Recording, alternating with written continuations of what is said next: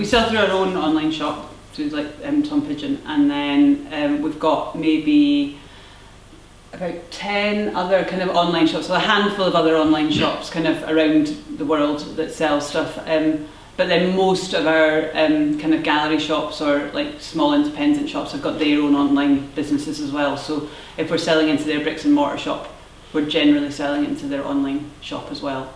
So we're quite well represented online, I think. But like our focus really is on our selling through our online shop and not through places like Folksy or Etsy or not on the high street, which we've tried before. Well, we don't treat our online stockists any different to our physical bricks and mortar shops.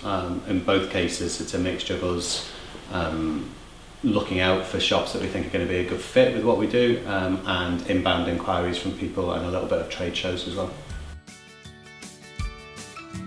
It tends to be the same if we're looking at someone that's got a bricks and mortar shop compared to and then they've got the add-on of like an online shop, then it's the same kind of price structure. And in that respect, if you were looking at somewhere like not on the high street or Etsy or something like that, then there's always a kind of percentage fee that they'll take from the sales. With not on the high street, when we were on there, we'd sell something, they would take 30% of the sale cost on that. And then with our online sales, yeah, so there's a small percentage fee with a kind of e-commerce platform as well of something like 2.5% plus a flat standing charge for transactions. In theory, there shouldn't be a difference. Yeah. We kind of, we encourage people to sell things at the same price that we'll be selling them for in our shop. So in that sense, the customer should always pay the same amount. There are a couple of our retailers who are happy to sell at a higher price because their markup is greater. in terms of selling through like our wholesale channels, so like stockists and stuff, it doesn't make a difference because the shipping costs are covered by the customer. So whatever we're sending out, whether it be international or kind of domestic goods, they would always pay the cost of shipping.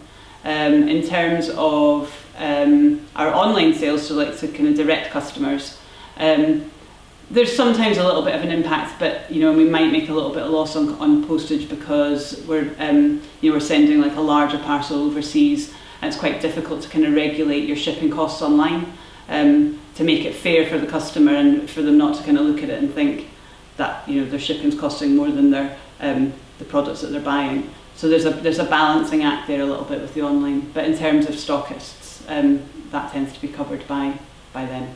Yeah. Postage to consumers, like direct customers, is quite tricky in that you need to hit a certain volume of orders in order to kind of actually get a kind of reasonable deal from a postal provider. So it can be quite difficult keeping your postage costs competitive. Because certainly in terms of an online store, one of the things that puts people off most from kind of checking out is that they'll get to the end of that process and then see a high postage cost. So kind of only reasonably recently we've basically got a flat postage cost within the UK of £5, but we can only really do that because we've got to a point where the volume of sales is reasonably high. And our post is kind of dealt with differently, because previously we'd be down to the post office with bags and bags and bags of things, and it's just quite difficult when you're starting out. And I don't think we'd realised as well the implications of selling so many different sized things, which sounds ridiculous, but it's quite complicated if somebody orders like a big print and a small piece of jewellery and then some stationery as well.